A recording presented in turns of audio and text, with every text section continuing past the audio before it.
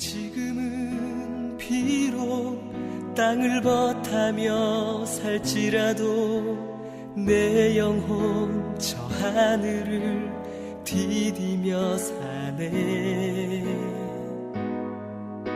내 주님 계신 눈물 없는 곳 저 하늘에 숨겨둔 내 소망이 있네.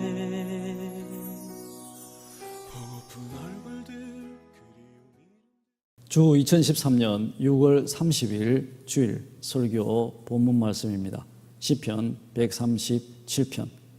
우리가 바벨론의 여러 강변 거기 앉아서 시온을 기억하며 울었도다.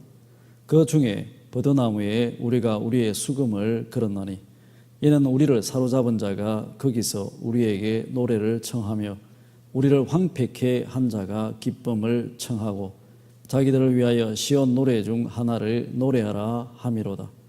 우리가 이방에 있어서 어찌 여호와의 노래를 부를꼬. 예루살렘아 내가 너를 잊을진데 내 오른손이 그 제주를 잊을지로다. 내가 예루살렘을 기억지 아니하거나 내가 너를 나의 제일 즐거워하는 것보다 지나치게 아니할진데 내 혀가 내 입 천장에 붙을지로다. 여호와여 예루살렘이 해받던 날을 기억하시고 에돔 자손을 치소서. 저희 말이 회파하라 회파하라 그 기초까지 회파하라 하였나이다. 여자 같은 멸망할 바벨론아 너가 우리에게 행한 대로 네게 갚는 자가 유복하리로다.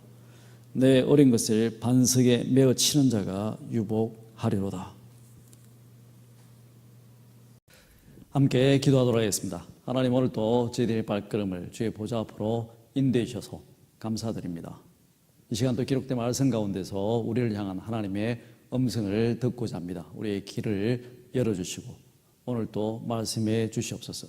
주께서 말씀하시고 그 말씀으로 나의 생각과 삶이 변화받으며 또 한 발짝 하나님의 신의 성품에 참여하는 복된 시간이 될 수 있도록 축복해 주시옵소서. 예수 그리스도 이름으로 기도하옵나이다. 아멘. 지난 화요일이 6.25였습니다. 6.25인 동시에 또 루비의 생일이었습니다. 루비의 생일이어서 루비 친구들이 이제 10명이나 와서 집에서 막 재밌게 노는 바람에 민족의 대단히 동족 상장의 비극적 날을 잊어버렸습니다.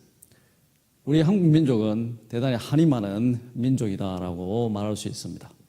임진왜란을 통해서 국토가 초토화되고 많은 사람들이 살해당하고 또 이제 문화재가 파괴되고 민족의 주요한 보물들이 다 이제 도난당하는 사고를 당했습니다. 임진왜란이 지나고 난 뒤 얼마 되지 않아서 또 만주족들이 청나라를 세워서 한반도를 또 침입하면서 병자호란이 일어나게 되고 병자호란을 통해서 많은 국토가 또 훼손되고 수없이 많은 한국의 부녀들이 청나라로 끌려갔습니다. 많은 사람들이 돌아오지 못하고 나이가 들어서 한국에 돌아오면서 민족의 한들이 더 자꾸 쌓여져 가게 되었습니다. 병자호란 후에도 또 이제 결국 가장 최근에 민족의 한이 되는 것이 1910년에 한일 합방이다라고 볼 수 있습니다. 일본에 의해서 말이 좋아서 한일 합방이지만 실제적으로는 이 나라를 잊어버리고 이제 일본의 식민지가 된 것입니다. 일제 치하에서 많은 사람들이 고통과 신음을 겪게 되고 또 더불어서 여러 전쟁에 끌려가면서 많은 민족적 순환을 당하게 되었습니다. 특별히 일제 식민지 하에서 민족의 한이 더욱더 증폭되었다고 볼 수 있습니다. 다행스럽게 1945년 일본에 멸망하고 해방이 되었지만 곧이어서 또 6.25 사변이 일어나면서 동족 상잔의 비극이 시작되고 전쟁 중에 약 100만 명 이상의 많은 사람들이 생명을 잃고 또 1000만 명이 이산가족이 되었습니다. 한국 사람들이 별로 많지가 않은데 1000만 명이 이산가족이 되었다라고 하는 것은 아주 많은 숫자를 뜻하는 것이고 실제 그것이 민족의 한이 되었다라고 볼 수가 있습니다. 이런 민족적 한이라고 하는 것은 그 당대 그 시대에만 끝나는 것이 아니라 후손들에게 계속해서 또 전승되어서 내려오고 있는 겁니다. 민족의 한이나 개인의 한이나 후손들에게 계속해서 전이되어진다라고, 전성되어진다라고 하는 것입니다. 가장 그런 어떤 전성되어지는 한을 잘 우리가 느낄 수 있는 것이 일본하고 축구를 할 때다라고 볼 수 있습니다. 한국 사람들이 일본하고 축구할 때 되게 되면은 대단히 다른 마음가짐으로 임하게 됩니다. 브라질하고 축구에서 정말 100대 1로 지는 것은 괜찮지만 일본하고 축구를 해서는 반드시 이겨야 된다라고 생각을 하는 겁니다. 물론 오늘 현대에 사는 사람들이 직접 일본의 식민 통치에 있은 것은 아니지만 그런 민족적 한이라고 하는 것이 계속해서 자손들을 통해서 전달되어 왔다라고 하는 겁니다. 오늘 본문인 시편 137편을 보게 되면은 우리는 그곳에서도 유태인의 한을 발견하게 되는 겁니다. 유태인들이 나라를 세우고 또 특별히 그들의 수도인 예루살렘의 시온이라고 하는 언덕 위에 아름다운 하나님의 성전을 세웠습니다. 우리는 그 성전을 흔히들 솔로몬의 성전이다라고 이야기를 합니다. 아름다운 성전을 세우고 그곳에서 하나님을 찬양하고 예배했지만 기원전 587년 바벨론 군대에 의해서 예루살렘이 멸망되고 또 성전이 파괴되고 성전에 있는 모든 귀한 보물들이 다 바벨론으로 옮겨갔습니다. 단순히 나라가 멸망되고 예루살렘과 성전이 파괴됐을 뿐만 아니라 수없이 많은 유태인들이 바벨론으로 끌려가게 된 것이죠. 오늘 본문은 그 바벨론에 끌려가서 강변에서 강제 노역에 시달리는 유태인들의 한을 말하고 있는 겁니다. 끌려가서 강변에서 강제 노역을 하면 잠시 쉬고 있는데 자기들의 나라를 멸망시키고 자기들의 자녀를 돌에 던져 죽인 자들이 또 자기들을 이끌고 이방 나라에 오게 한 바벨론의 사람들이 자기들에게 말하기를 너희들이 하나님의 성전에서 시온에서 그런 아름다운 노래를 불렀다고 들었는데 그 노래를 좀 우리에게 불러봐라라고 이야기를 하는 겁니다. 어떻게 그 노래를 부를 수 있겠는가? 제가 옛날에 한 어떤 TV의 프로그램을 보니까 한국의 방송국에서 옛날 일제 지하에 있었을 때 태평양의 작은 섬들에 끌려가서 한국 사람들이 강제 노역 시달렸는데 일본군의 부대를 지키기 위해서 터널도 파고 또 이제 참호도 팔고 그런 이제 공장도 짓고 하는 그 현장을 방문해서 그곳에 있는 사람들과 인터뷰하는 기사를 보게 되었습니다. 많은 한국 사람들이 끌려가서 그곳에서 전쟁을 도우느라 강제 노역에 시달렸는데 기자가 그곳에 있는 원주민 한 분에게 물으니까 나이 많이 드신 분이죠. 그분이 그런 끌려와서 노역에 시달리는 한국 사람들을 기억하고 있었습니다. 그리고 그 사람이 말하기를 휴식 시간이 되게 되면 한국 사람들이 모여서 노래를 불렀다라고 이야기를 합니다. 기자가 혹시나 그 노래를 기억할 수 하고 있느냐? 그러니까 그 노인이 말하기를 노인이 노래를 몇 소절 부르는데 아리랑이었습니다. 아리랑 아리랑. 만약에 그곳에서 일본 사람들이 와서 한국 사람들에게 야 너희들 나중에 한국에 경복궁에 있을 때 임금님이 경복궁에 행차하게 될 때 많은 사람들이 노래를 불렀다는데 서울 경복궁 앞에서 불른 노래를 우리에게 불러봐라라고 이야기를 한다면은 한국 사람들이 그것이 한이 맺혀 있는데 어떻게 그 노래를 부를 수 있겠는가? 나라가 회복되고 또 국군이 회복되고 우리의 왕이 세워졌을 때 내가 경복궁 앞에 가서 그 노래를 부르면 부르지 우리 어떻게 오늘 이 끌려온 영말리 이국 땅에서 내가 내 나라의 노래를 부를 수 있겠는가? 바로 그런 심정이 오늘 성경 본문에 잘 나타나 있는 겁니다. 유태인들이 예루살렘이 회복되고 시온이 회복되고 성전이 세워졌을 때 그때 내가 여호와의 노래, 하나님의 노래를 부를 수 있는 것이지 이렇게 멀리 끌려온 이방 땅에서 어떻게 내 노래를 부를 수 있겠는가라고 한하고 있는 것이죠. 그리고 노래를 불러달라고 외치는 그들에게 진실한 한을 다 하나님 앞에 기도하며 표현하고 있는 모습을 보게 되는 겁니다. 하나님, 이 바벨론이 우리에게 저지른 그 나쁜 악들을 잊지 말고 꼭 원수를 갚아주십시오. 또 우리나라가 회파되게 될 때, 멸망되게 될 때 우리의 이웃인 에돔이 너무 좋아하고 기뻐하며 회파하라, 회파하라. 그 나라의 기초까지 다 회파하라고 외쳤는데 그 에돔도 잊지 말고 꼭 우리의 원한을 갚아주십시오.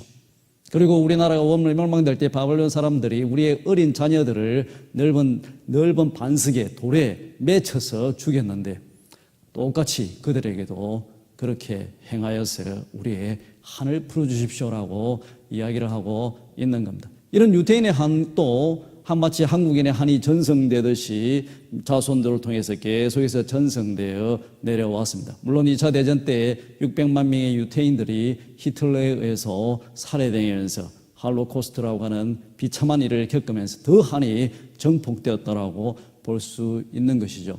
오늘 이스라엘 나라의 정책을 가만히 살펴보게 되면은 그들이 능력이 있지만 주의 이웃을 도와주기보다는 그들의 어떤 한을 풀려고 하는 그러한 정책들을 입안하고 실천해 나가는 모습을 보게 되는 것입니다. 또 세계각적에 흩어져 있는 유태인들이 우리는 학문적으로 경제적으로 대단히 성공했다라고 이야기를 하는데 그것은 어쩌면 정치에서 소외되어진 유태인들이 그들의 한을 풀기 위한 어떤 하나의 과정으로서 공부도 하고 또 열심히 또 벌다 보니까 그렇게 그 분야에 성공을 이뤘다라고 이해할 수 있는 것입니다. 이처럼 민족의 한이라고 하는 것이 자손을 통해 전성되어 오는 것입니다. 오늘 예수님께 우리들이 감사해야 하는 것은 예수 그리스도로 말미암아 이제 더 이상 하나님 나라의 멸망은 없다라고 하는 겁니다. 예수님이 하나님의 나라를 위해 중보하셨기 때문에 더 이상 하나님의 나라인 교회는 하나님의 심판으로부터 벗어나고 구원받았다라고 하는 겁니다. 그래서 하나님의 나라 또 그 나라의 백성이다라고 하는 관점에서 오늘 기독교인들은 그런 민족적 한을 가지고 있지 않습니다. 그럼에도 불구하고 오늘 예배드리는 우리 가기는 나름대로의 개인의 한을 가지고 살아가고 있습니다. 특히 우리가 한국인이기 때문에 한국인이라고 하면은 우리가 조상으로부터 그런 전승받아 온 민족적 한에다가 또 나의 개인의 한을 더 추가해서 가지면서 살아가고 있다라고 하는 것을 알게 됩니다. 그래서 오늘 우리 기독교인으로서 하나님께 예배 드리는 자로서 해야 할 일은 나의 개인적 한이 무엇인가를 잘 발견하고 나의 한이 없는 삶을 통하여 하나님께 영광을 돌리며 살아가야 된다라고 하는 것입니다. 저는 두부만 보면은 약간 이상한 느낌을 가지게 됩니다. 두부를 보게 되면은 김치를 대할 때 또 내지는 삼겹살을 대할 때 또 다른 음식을 대할 때와는 다른 느낌을 가지게 됩니다. 그래서 개인적으로 두부에 한이 맺혀 있는 것이죠. 음식점에 갔을 때나 어디 갔을 때 두부가 먼저 나오면은 제일 먼저 두부를 먹게 됩니다. 제일 먼저 두부를 먹고 그리고 많이 먹고 배가 부른데도 꼭 끝날 때 되면 두부를 한 번 더 먹는 나의 모습을 발견하게 됩니다. 그리고 누군가가 두부를 챙겨서 이렇게 냉장고에 넣거나 이렇게 보관하게 되면은 이상하게 마음이 불안해지는 거예요. 이 사람이 왜 이렇게 불안하지? 저 두부, 또 누가 다른 사람이 먹으면 어떡하지? 이런 마음이 드는 겁니다. 그것은 어릴 적부터 두부에 한이 맺혔기 때문입니다. 저희들이 외갓집에서 자주 생활하고 외갓집에서 또 오랜 세월을 사실 좀 거처한 적이 있었는데 그럴 때마다 이제 할아버지와 밥을 같이 먹지만 할아버지 밥상은 항상 따로 드렸습니다. 물론 한국의 가부장적 제도에서 당연한 일이죠. 할아버지 밥상은 따로 드리고 나머지 식구들은 옆에 따로 밥을 먹게 되었습니다. 근데 할아버지 밥상에 항상 올라간 것이 두 가지가 있는데 하나는 구운 두부를 얇게 싹 썰어서 그것을 이제 식용유에 구워서 노랗게 된 두부를 맛있게 구워서 올리고 또 칼치를 이렇게 구워서 항상 그 두 가지는 밥상에 올라갔습니다. 저는 그 두부가 너무너무 먹고 싶었는데 아무도 저에게 저 두부를 주지 않았습니다. 그래서 매번 밥상에 앉아서 할아버지 밥상을 쳐다보면서 침만 꼴깍꼴깍 삼키고 있는 거예요. 할아버지는 그 마음을 알 수가 없는 거죠. 그냥 열심히 다 두부를 먹습니다. 그렇게 하다 보니까 결혼하고 난 뒤에 제가 한동안 두부를 정말 열심히 먹었습니다. 결혼하고 난 뒤에 이제 한을 풀 때가 됐다 생각해서 두부를 사모님이 사오면은 아예 한모 통째로 그냥 그대로 접시에 놓고 마이크로웨이브에 돌려서 숟가락으로 두부를 통째로 퍼먹었습니다. 간장을 뿌려가지고. 사모님이 정말 이해를 못하니까 아니 왜 그러냐고 그걸 썰어서 구워서 먹어야지. 그러면 저는 괜찮다. 하여튼 그럴 이유가 있다. 그러고 난 뒤에 두부를 얼마나 많이 열심히 먹은 줄 모릅니다. 두부를 열심히 먹고 난 뒤에 많이 한이 풀렸지만 아직도 마음속에 약간 두부를 보게 되면은 이상한 느낌을 가지는 거예요. 예사롭지 않은 느낌. 이것은 뭔가 나와 깊은 관계가 있다라고 하는 다른 느낌을 가지게 되는 겁니다. 두부에만 한이 있는 것이 아니라 한국에 또 많은 딸들은 나름 한을 가지고 살아갑니다. 80년대나 90년대에 태어난 딸들은 아마 이해를 잘 못할지도 모르겠습니다만은 최소한 70년대 전반기 그 전에 태어난 한국의 딸들은 대단히 공통적으로 한을 가지고 품고 살아가는 것이죠. 제가 한번 제 친구, 강남에 있는 친구 집 아파트에 한 3개월 동안 있은 적이 있었는데, 한 번은 그 친구의 할머니가 집을 방문하고, 그래서 우연히 테이블에 그 친구와 그 할머니와 또 그 친구 여동생, 바로 밑에 여동생과 제가 같이 한 테이블에 앉게 되었습니다. 할머니가 제 맞은편에 앉고, 할머니 오른편에 제 친구, 할머니 왼편에 제 친구의 여동생이 앉고, 그리고 그 맞은편에 제가 앉았습니다. 할머니가 가시더니만 오렌지를 하나 가지고 왔는데, 오렌지를 이렇게 까셔서 제일 첫 번째 오렌지 깐 것을 까서 피스를 제 친구한테 줬습니다. 또 두 번째 걸 떴길래 저는 쟤를 줄 줄 알았는데 두 번째 거를 따서 또 제 친구한테 주는 거예요. 그때 약간 좀 긴장되게 되죠, 분위기가. 아니 이게 뭔가. 제만 긴장된 것이 아니라 제 친구의 그 여동생도 표정이 약간 좀 긴장이 되더라고요. 세 번째 또 피스를 뜯어서 이번에는 정말 나를 주겠지, 최소한 내 아니면은 옆에 여동생을 주지 않을까 기대했는데 또 제 친구를 주는 거예요. 오렌지 반을 잘라가지고 결국은 다 제 친구한테 준 겁니다. 그러니까 그 순간이 되니까 제 친구 여동생이 옆에 있다가 화를 확 내면서요, 정말 이건 뭐 하는 거냐고 그러면서 일어서서 그냥 나가버리더라고요. 근데 제 친구하고 할머니는 전혀 표정의 변화도 없고, 저는 대단히 당황했는데, 마지막에 이제 오렌지가 반이 남았는데 그것을 까서 저는 설마 하나라도 저에게 주겠지 하고 마지막 기대하고 기다렸는데, 마지막 오렌지를 다 까서 제 친구한테 줬습니다. 그리고 그날 저녁에 제가 제 친구한테 좀 이야기를 했죠. 이게 심각한 일은 아닌데, 중요한 일은 아닌데, 내가 오늘 보니까 오렌지 때문에 너 여동생이 대단히 화가 난 것 같더라 라고 이야기하니까 제 친구가 이야기하기를, 우리 할머니 원래 그래, 우리 할머니한테는 나만 손자야, 그렇게 이야기를 하는 거였습니다. 왜냐하면 걔가 장손이었거든요. 그러니까 남자 장손만 손자인 겁니다. 아무것도 아닌데 오렌지 하나 까서 그 장손한테만 딱 주는 거예요. 걔만 손자이기 때문에. 그 딸들은 얼마나 서럽겠습니까? 실제 그 혜택을 받은 수혜자들은 그 한을 이해하지 못합니다. 하지만 피해자들은 한을 기억하고 계속해서 그 한을 마음에 품고 살아가게 된다라고 하는 겁니다. 또 사랑의 한이라고 하는 것이 있습니다. 제가 얼마 전에 한국 방문했다가 올라오면서 비행기에서 영화를 하나 봤는데, 그 영화가 바로 건축학 개론이라고 하는 영화였습니다. 아마 대단히 유명했던 영화였던 것 같고 많은 사람이 봤을 걸로 생각합니다. 내용은 첫사랑에 관한 이야기인데, 대학교 1학년 남녀 두 사람이 만나서 첫사랑을 하게 되죠. 남자가 건축과 학생이었고, 그런데 여자는 피아노를 전공하는 음대 학생이었는데 건축학 개론 시간에 오게 됩니다. 온 목적은 그 건축학 개론 시간에 자기가 좋아하는 선배 남자가 있기 때문에, 잘생기고 돈 많은 남자였습니다. 그런데 그 건축학 개론에 그 남자를 만나러 왔는데, 선배 오빠를, 결국은 그 오빠와 연결되는 것이 아니라 좀 대단히 순진하고 어떻게 보면 약간 맹해 보이는 동급생의 1학년 남자와 사랑에 빠지게 되는 겁니다. 서로 간에 내가 너를 사랑한다라고 표현을 하지 않았지만 마음이 오가면서 서로의 사랑의 관계가 연결이 된 것이죠. 두 사람에게 다 이것이 첫사랑이었습니다. 한 번은 두 사람이 어디 놀러 가가지고 이야기를 하다가 그 여학생이, 그 남자가 건축가 학생이니까 나중에 나에게 이런 집을 지어달라고 하면서 종이에다가 이렇게 집 그림을 그리게 되죠. 건축학 개론 시간이 끝나게 될 때 그 남자가 그것을 기억하고 정말 열심히 애써서 집에 모형을 만들고, 아주 추운 겨울이었는데 그 여학생의 집 앞에 오면 선물로 주려고 그것을 들고 기다리고 있었습니다. 그런데 목격한 관객은 놀랍게도 그 여자가 좋아했던 선배가 그 여학생에게 술을 먹여서 그렇게 술 취한 여학생을 부축해서 여학생의 집으로 들어가는 광경을 목격하게 됩니다. 거기서 이루 말할 수 없는 배신감, 슬픔을 느끼면서 자기가 만드는 집 모형을 옆에 있는 쓰레기통에 그냥 던져버리고 그 여학생과 헤어지게 됩니다. 그리고 다 잊어버린 거예요. 아마 그 여학생도 그 사건을 잊어버렸는지 모르겠고 그 남자는 뭐 그냥 다 묻혀서 잊어버렸겠죠.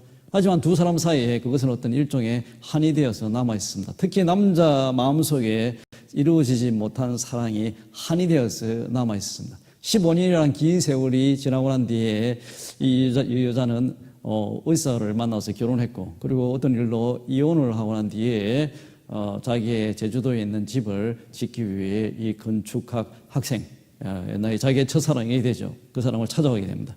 그래서 둘이 만나서 이 사람이 이 여자의 요청대로 집을 지어주게 됩니다. 집을 다 열심히 아무 일 없었듯이 다 집을 다 지어주게 되죠. 집이 다 완성되고 난 뒤에 이제 마지막에 이제 인사차 그 집을 방문하게 되고, 그리고 앞에 보면은 이렇게 뭐 라면 박스 같은 몇 개의 박스가 있어서 그 좋은 마음으로 이 박스를 옮겨주려고 그 박스를 들다 보니까 그 박스 안에 자기가 15년 전에 만들었던 그 집 모형이 있는 것을 발견하게 됩니다. 근데 그 순간 그 남자가 분노하며 화를 내게 되는 것이죠. 아니, 그동안 집을 잘 지어주고 아무 일이 없었는데, 화내지 않았는데, 그 순간 극도로 분노하면서 화를 내게 됩니다. 그리고 그 여인은 또 화를 내고, 그렇지만 둘이서 사랑을 확인하는 그런 시간이 되었습니다. 그 남자에게 그동안 한이 맺혀 있었던 겁니다. 이루지 못한 사랑의 한이다라고 하는 겁니다. 많은 사람들이 그런 한을 마음에 품고 살아가게 됩니다. 일정한 환경이 설정이 되게 될 때 마음속에 감춰졌던 한이 표출이 되게 되는 겁니다. 이 케이스는 사였던 한이 집 모형에 대단히 함축되어 있게 되는데, 15년 동안 잊어버렸다가 자기가 그냥 버린 줄 생각했던 그 집 모형을 다시금 사랑하는 여인의, 첫사랑의 여인의 집에서 발견하게 될 때 다시금 과거에 사였던 한이 표출이 되게 된다라고 하는 겁니다. 한은 단순히 한 개인의 한뿐만 아니라 내가 사랑했던 사람의 한이 나에게 전이되어질 수가 있습니다. 많은 한국 사람들은 자기의 한뿐만 아니라 누구로부터 전이되어진 한을 마음속에 품고 살아가게 됩니다. 어쩌면 이것은 조선 500년의 그런 관료주의 사회, 또 내지는 계급주의 사회에서 우리에게 전달된 유산이다라고 볼 수가 있습니다. 한국 사람들이 가난하면 무시당하고 배우지 못하면은 대단히 무시당한 사회에서 오랫동안 살아왔기 때문에 그것이 많은 사람들에게 한이 되었습니다. 부모가 가난하면은 자식들에게 그것을 한을 물려주게 되는 것이죠. 내가 가난하기 때문에 너무너무 무시받고 살았기 때문에 너는 꼭 성공해야 돼. 너는 돈을 벌어야 돼. 나의 한을 풀어줘야 돼. 어쩌면 그 자식은 실제 사업에 재능이 없고 또 돈 버는 것에 관심이 없을 수도 있습니다. 다른 자기의 타고난 좋아하는 일로 얼마든지 사회에 공헌하고 행복한 삶을 살 수 있는데 부모로부터 한이 전이된 것이죠. 그런 전이된 한 속에서 열심히 부자가 되려고 노력하고 사업에 성공하려고 노력하다 보면은 실제 그 사람은 자기의 삶을 사는 것이 아니라 부모의 한을 풀어주는 삶을 살게 된다라고 하는 겁니다. 학업의 문제에서도 마찬가지입니다. 부모가 교육받지 못해서 명문대학을 넣지 못해서 한국 사회에서 정말 억압받고 무시당하고 이렇게 살아오게 될 때 그 한을 자식에게 전이시키게 되는 것이죠. 나는 못 배웠지만 너는 꼭 배워야 돼. 너는 꼭 공부해서 명문대학을 가야 돼. 그래서 부모의 한을 전이받아서 열심히 많은 한국 사람들이 공부를 하게 됩니다. 자기가 그 공부에 관심이 있어서가 아니라 부모의 한을 풀어주는 어떤 하나의 과정인 것이죠. 그래서 어쩌면 몇몇은 성공해서 명문대에 진학을 하고 또 부모의 한을 풀어주려고 미국에 유학 와서 공부해서 박사도 되고, 하지만 박사가 됐다 하더라도 나중에 이런 케이스에는 삶이 대단히 공허하다라고 하는 것을 느끼게 됩니다. 왜? 자기의 인생을 살아온 것이 아니기 때문에 부모의 전이된 한을 풀어주기 위해서 살아왔다라고 하는 것입니다. 여기에 한의 위험성이라고 하는 것이 있습니다. 한이라고 하는 것은 억울한 것 내지는 원통한 것이 그 당시에 풀리거나 해결되지 못하고 나의 마음의 실타래처럼 응어리 돼 남아있는 상태를 말하는 것입니다.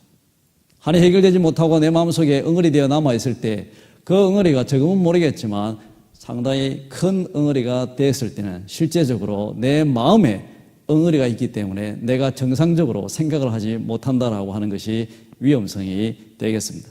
마음속에 엉어리가 되어서 마음속에 엉어리가 없어야 정상적으로 세상을 바라보고 정상적 생각을 하게 되는데 마음속에 실타래처럼 엉어리 된 게 꽉 막고 있으니까 생각에 방해를 받는 겁니다. 그래서 생각이 자꾸 그 엉어리의 인력에 이끌려서 그 방향으로 내가 생각을 하게 되는 것이죠. 생각에 따라 또 삶을 결정해 나가기 때문에 내가 어떤 일을 결정한다고 했을 때 행동을 한다 했을 때도 실제적으로 그것이 순수한 나의 생각으로 말미암은 행동과 결정이 아니라 내 속에 엉어리 되어 있는 한에 의해서 결국은 내가 인생을 결정하고 또 그렇게 살아간다라고 하는 것입니다. 이것이 바로 한의 위험성이 되겠습니다. 이 한을 풀어버리지 못하고 해결하지 못한다면 너무나 아쉽게도 우리는 나의 인생을 사는 것이 아니라 나의 한을 풀어가는 인생 내지는 누군가 내 사랑하는 사람이 나에게 전이되어진 한, 그 한을 풀어가는 삶을 살아가게 된다라고 하는 겁니다. 단순히 한을 풀어가는 삶이 아니라 때로는 내 마음속에 엉어리 되어진 한이 상당히 크게 될 때 그 한은 나의 삶을 파괴시킬 수도 있습니다. 부모의 한을 풀어주고자 열심히 노력했는데 부모도 가난했는데 자기 자신 또 사업에 실패하게 될 때 삶의 종말을 뜻하는 것입니다. 인생이 파괴되었다라고 하는 것을 느끼게 되는 겁니다. 자기 인생이 아닌데도 부모가 그런 어떤 학업의 성취를 이루지 못해서 나에게 한을 물려줬는데 나도 열심히 해가지고 그래도 한 풀이라도 해주면 모르겠지만 나도 학업에 실패하게 되었을 때 그것은 내 인생을 파멸로 몰고 간다라고 하는 겁니다. 그렇기 때문에 우리는 한의 위험성을 깨닫고 가급적 빨리 한을 풀어야 됩니다. 한은 빨리 풀면 풀수록 좋은 것입니다.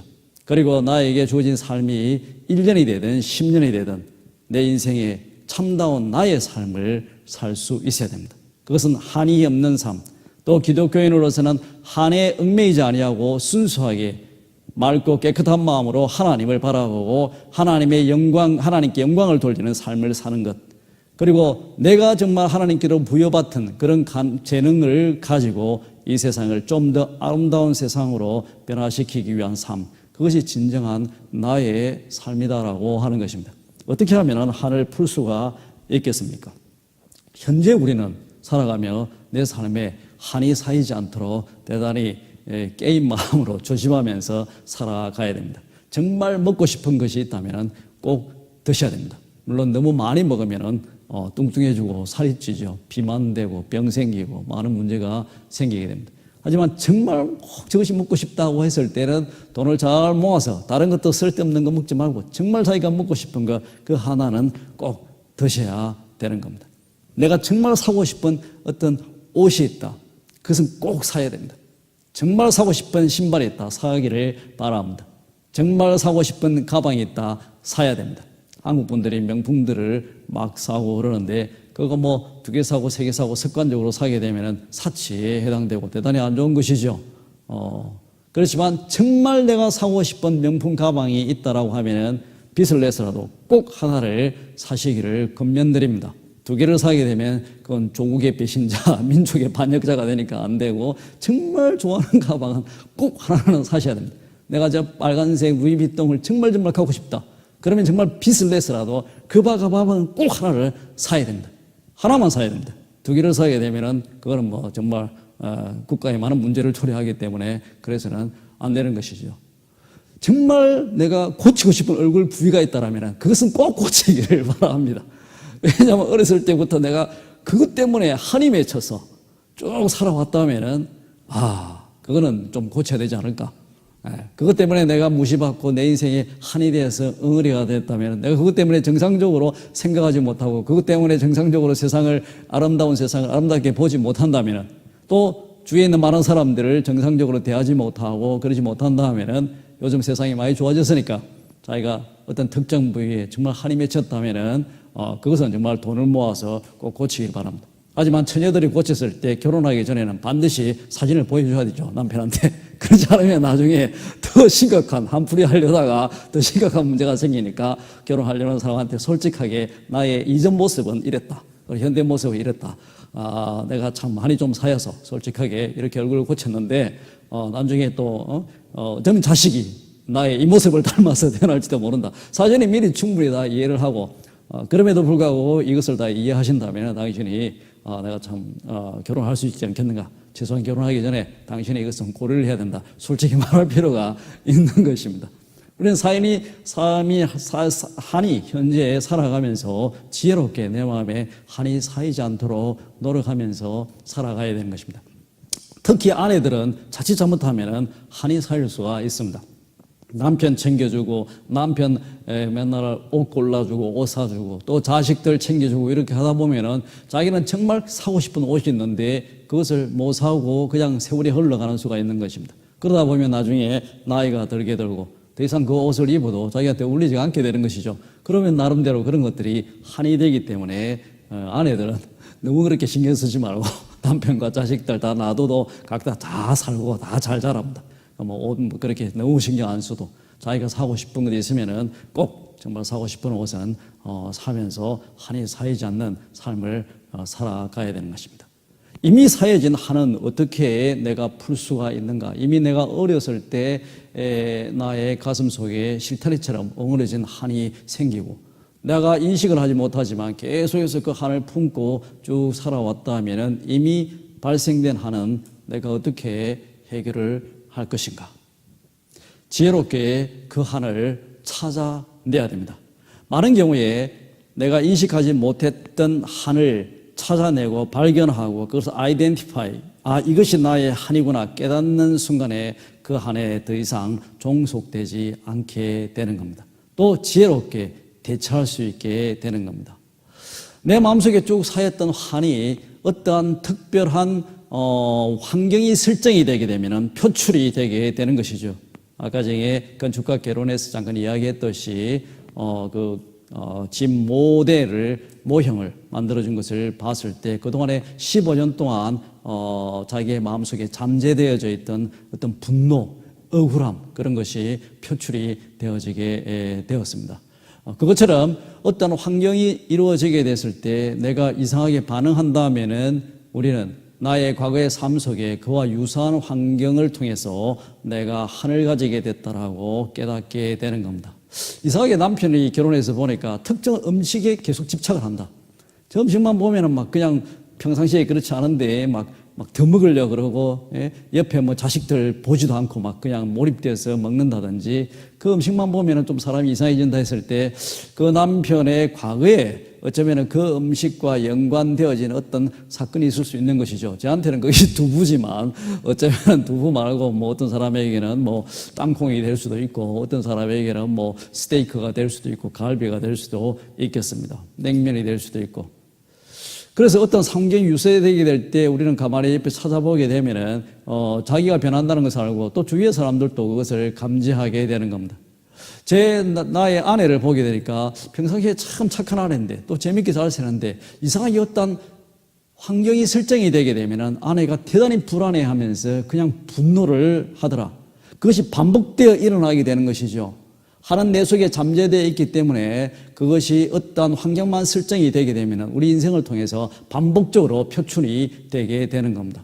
그러면 남편이 잘 살펴봐야 되는 것이죠. 어떤 환경이 되게 되면 내 아내는 화를 내는가? 평상시에 이렇게 화내는 사람이 아닌데 어떤 환경이 딱 주어지게 되면 설정이 되게 되면 내 아내는 대단히 불안해 하는가? 그리고 잠도 못 자고 어떨 때는 심한 경우에는 어떤 환경이 설정이 되면 식은땀도 흘리는 사람들도 있으니까 그것들을 쭉 살펴봐야 됩니다. 자기 자신도 계속해서 그걸 생각해 봐야 되는 거예요. 왜 내가 어떤 상황만 되게 되면은 나의 생각대로 생각하지 못할까? 내가 정상적으로 왜 생각을 하지 못할까? 왜 무엇인가에 끌려서 내가 다르게 생각하면서 또 다른 결정을 내리고 다르게 행동할 것인가? 자기 자신도 살펴보고 주위에 있는 사람들도 그것을 잘 살펴봐야 됩니다. 그래서 그런 어떤 반복되는 어떤 표출 속에서 우리는 나의 한이 무엇인가를 발견하게 되는 것이죠. 과거에 어떤 일이 있었는가? 자기의 과거를 유심히 살펴봐야 됩니다. 그리고 그 하늘 찾아내야 되는 겁니다. 그러고 난 뒤에 오늘 시편의 기자들처럼 그 하늘 하나님 앞에 진솔히 다 표출을 해야 합니다. 하나님, 이것이 내 과거의 한이 되었습니다. 또 이 한 때문에 내가 참다운 나의 삶을 살지 못하고 이 한에 지배받는 삶을 살았습니다. 내가 정상적으로 생각하지 못하고 정상적으로 판단하지 못하고 그런 말미암아 정상적으로 행동하지 못했습니다. 제가 이제 더 이상 나의 삶이 이 한 해에 종속되지 않도록, 지배받지 않도록, 컨트롤되지 않도록 저를 도와주십시오. 이렇게 기도하게 될 때 실제 과거의 한 해에서 해방되게 되는 겁니다. 우리 인생은 대단히 짧습니다. 너무나 짧은 인생을 우리가 살아갑니다. 그렇기 때문에 우리 인생은 대단히 고귀한 것입니다. 누구나 우리에게 주어진 짧은 삶은 고귀한 것이고, 그렇기 때문에 그 고귀한 삶 속에서 자기 자신의 삶을 살아야 되는 것입니다. 우리 자신에게 의미 있는 삶은 기독교인으로서 나의 짧은 삶을 통해서 우리의 하나님께 영광을 돌리는 삶, 또 우리가 돌아갈 본향을 예비하는 삶, 하나님의 거룩한 나라를 위해 살아가는 그런 어떤 삶, 하나님의 의를 위해 살아가는 삶, 또 동시에 이 세상을 있는 모습 그대로 바라보며 좀 더 현재보다 아름다운 세상으로 만들어가는 삶이 된다라고 하는 것입니다. 그러한 삶을 살게 될 때 진정으로 의미 있는 삶을 살게 되는 것이죠.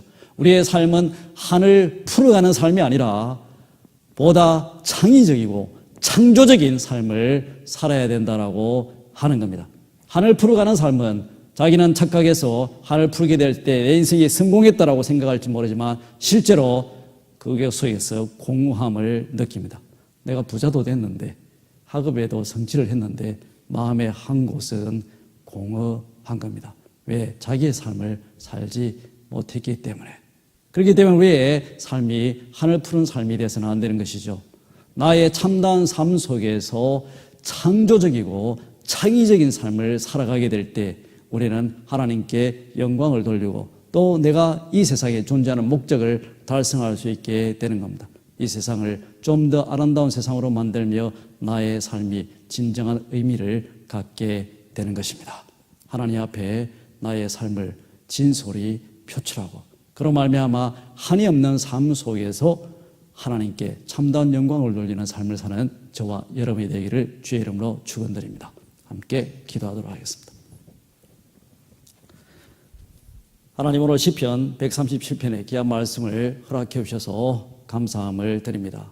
저희들이 예수 그리스도의 은혜로 말미암아 하나님의 거룩한 백성이 되어사오니 우리의 삶이 이제 과거에 종속되는 삶, 과거에 한 해 종속되며 컨트롤되고 또 이끌려가는 삶이 되지 않도록 축복해 주시옵소서. 모든 것을 벗어버리고 하나님 앞에 참다운 하나님의 백성으로서의 삶을 살기를 원합니다. 우리 오늘 각 사람의 가슴에 주께서 손을 얹고 안수하셔서 우리도 인식하지 못하고 미처 알지 못하는 내재된 한이 있습니까? 지혜를 주셔서 그 한을 발견하게 하시고 과거의 모든 한을 다 풀며 또 우리의 오늘 삶 속에도 지혜롭게 한이 쌓이지 않는 삶을 살아가며 밝은 눈으로 깨끗한 눈으로 세상을 바라보고 또 맑은 정신으로 생각하며 올바른 결정을 내림으로 이제 하나님의 백성으로 참다운 나의 삶을 살아가는 저희가 될 수 있도록 축복해 주시옵소서. 예수 그리스도 이름으로 기도하옵나이다. 아멘. 보고픈 얼굴들 그리운 이름들 많이 생각나 때론 가슴 터지도록 기다려지는 것 내 아버지 너른 품날 맞으시는 저 하늘에 쌓둔 내 소망이네 주님 그 나라에 이를 때까지 순례의 걸음 멈추지 않으면 어떤 시련이 와도 나 두렵지 않네 주와 함께 걷는 이